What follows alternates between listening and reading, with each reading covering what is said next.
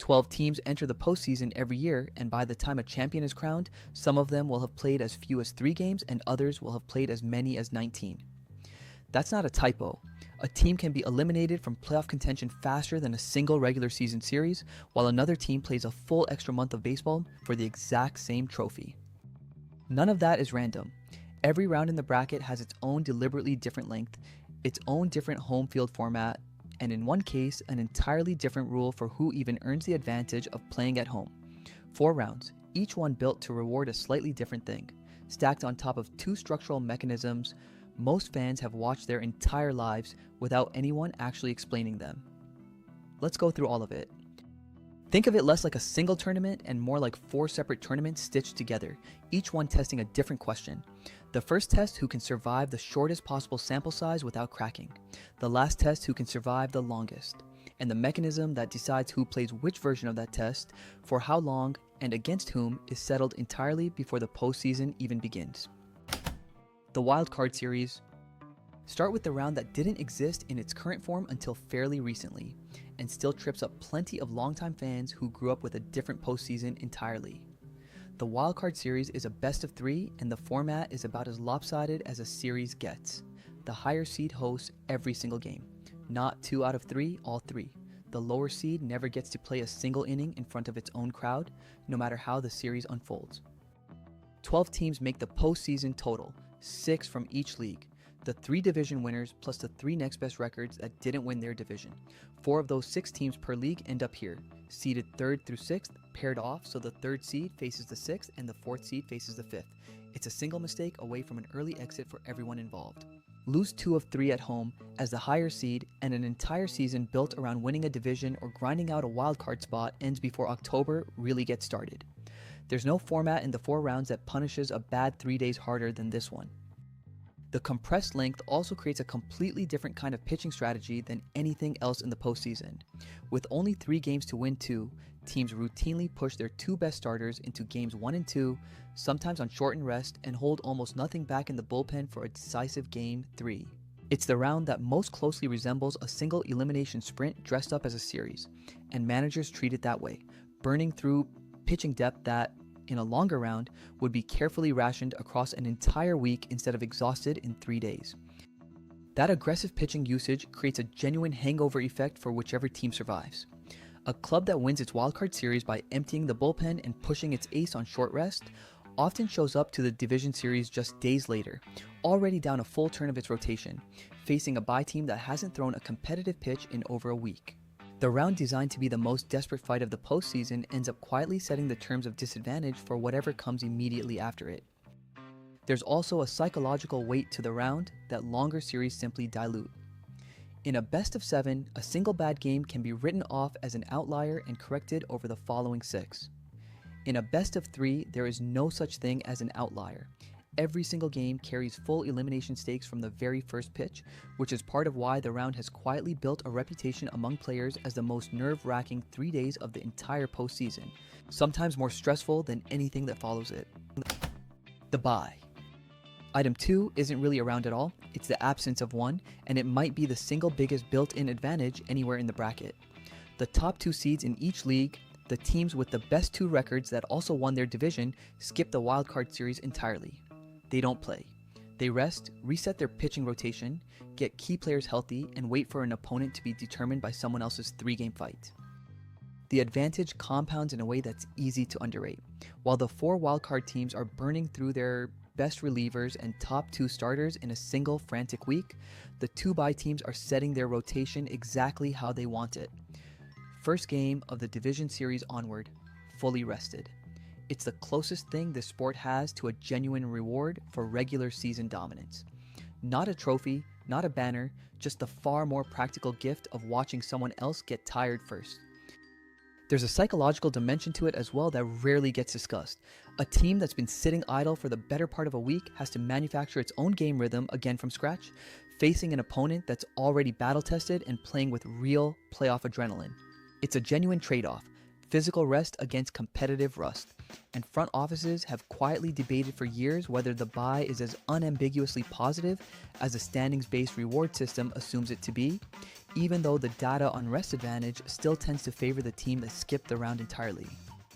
Only 2 teams per league get this treatment, which makes the difference between finishing with the second best record and the third best record in a division race far more consequential than the standings alone would suggest. A single game separating those 2 spots in September isn't just a difference between a modest seeding bump, it's a difference between a full week of rest and immediately walking into a win or go home series against a desperate opponent. That single game stakes reality changes how contending teams approach the final week of the regular season entirely. Clubs fighting for the second seed rather than the third will sometimes rest key players earlier than a race for a division title alone would justify, treating the bye itself as a prize worth protecting almost as much as any trophy still up for grabs.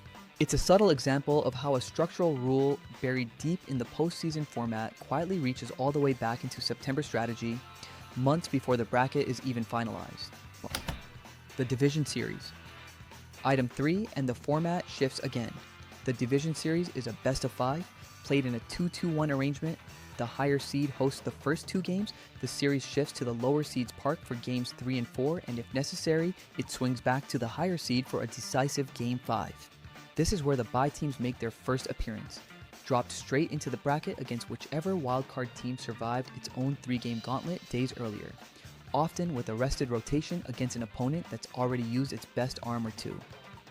Best of 5 is a strange length in professional sports, long enough to punish a fluke loss, but still short enough that a single bad bounce, a single blown call, a single extra inning marathon can swing an entire series in ways a longer format would smooth out. Win the first 2 games at home and the math turns brutally simple for the other side. Lose 1 more, anywhere, and the season's over. It's the round most likely to produce a genuine upset, because 5 games simply isn't enough baseball for the better team to always prove it's the better team. The travel schedule embedded in the 2-2-1 format adds its own layer of strategy. A team that wins the first 2 games at home can, in theory, close out the series on the road without ever needing to fly back. A genuinely favorable position that lets a manager save his best reliever for a save situation rather than a must-win Game 5.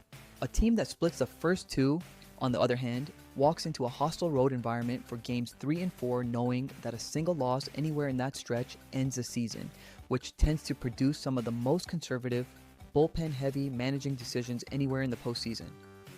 This is also the round where a bye team's rest advantage gets its first real test against a wildcard opponent that's already playing with genuine desperation and momentum. On paper, the rested team with the deeper rotation should win comfortably. In practice, the round has produced some of the most consistent upsets in the entire bracket, precisely because 5 games isn't a large enough sample to guarantee that rest and rotation depth actually translate into wins against an opponent that's already proven it can win under pressure just days earlier. The round also introduces the first real test of a team's complete roster depth rather than just its top of the rotation. A bullpen that looked deep enough on paper in April can suddenly look thin by Game 4 of a tense division series, and it's often the 7th or 8th man in a relief corps, not the closer, whose performance in a low-leverage middle inning ends up deciding whether a series extends to a 5th game or ends in 4. The Championship Series. Item 4, and the stakes and the length both jump at once. The League Championship Series is a best of 7, played in a 2-3-2 format, 2 games at the higher seed's park, a 3-game swing to the lower seed stadium, then back to the higher seed for the final 2 if the series goes the distance. Win this and a team doesn't just advance, it claims the league pennant, an accomplishment with its own separate identity and trophy line completely apart from whatever happens next in the World Series. The extra length changes the entire chess match underneath the games themselves. A best-of-5 format from the previous round barely allows for a true 4-man rotation to fully cycle through. A best-of-7 does, which means managers start making real decisions about which starter pitches Game 1 versus Game 4, how much bullpen to burn in a close Game 5, and whether a struggling ace gets one more start or an early hook in favor of fresher arms. It's the first round in the bracket long enough that the better team, on paper, tends to actually look like the better team by the time it's over. The 3-game middle stretch on the road is its own specific gauntlet that doesn't exist anywhere else in the bracket. A team can enter that stretch up 2 games to none and still find itself facing a genuine crisis if it drops all 3 away from home, arriving back for games 6 and 7 suddenly needing to win both just to survive. It's long enough to reward sustained excellence and still long enough, in the middle, to punish a single bad week on the road. A balance the earlier, shorter rounds simply don't have room to strike. By this point in the bracket, roster fatigue starts becoming a real storyline in its own right. Teams that survived a taxing wildcard series and a tight division series are now 3 rounds deep into a stretch that started with their best relievers already worn down. And the extra length of a best-of-7 format tends to expose exactly which bullpens built enough depth during the regular season to survive that accumulated workload, and which ones are running on fumes by Game 6. The pennant itself carries a weight that occasionally gets lost in the shadow of the World Series that follows immediately after. For long stretches of the sport's history, winning the league championship was treated as its own complete accomplishment, separate from whether a team went on to win it all, a distinction the modern postseason still technically preserves, even if most casual coverage rushes straight past it, on the way to the bigger stage waiting 1 round later. The World Series. Item 5. The final round, and here's the detail that surprises even people who've watched the sport their whole life. Home field advantage in the World Series isn't determined by seed at all. Every earlier round hands the extra home game to whichever team finished higher in the bracket, full stop. The World Series instead goes to whichever of the 2 remaining teams had the better regular season winning percentage, a completely separate calculation from anything that determined seeding in the rounds before it. That distinction has mattered plenty of times when a lower-seeded team that snuck in as a wild card ends up hosting the decisive games of the World Series simply because its 162-game body of work outpaces a division winner that got hot at exactly the right moment in October.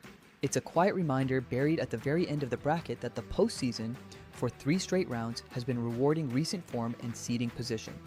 And then, in the one round that actually crowns a champion, switches the rulebook back to rewarding who was better across the entire season that got everyone here in the first place. The format itself mirrors the championship series exactly.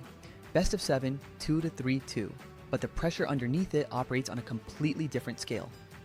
Every decision a manager makes in the World Series gets replayed and second-guessed by an audience many times larger than anything the earlier rounds drew, and every single game carries the added weight of being, for one of the 2 teams involved, the very last game of the entire season, no matter what. There's no Game 8 to fall back on. Whatever happens in that final winner-take-all night, if it goes a distance, is the last baseball either roster plays until the following spring. The home field switch to winning percentage instead of seed has a longer history than most fans realize too.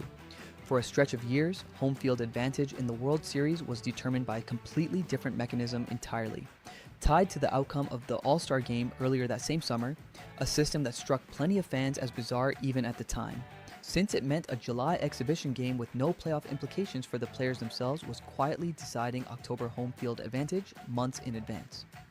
The switch back to rewarding regular season performance was, in a real sense, the league correcting one of its stranger structural experiments.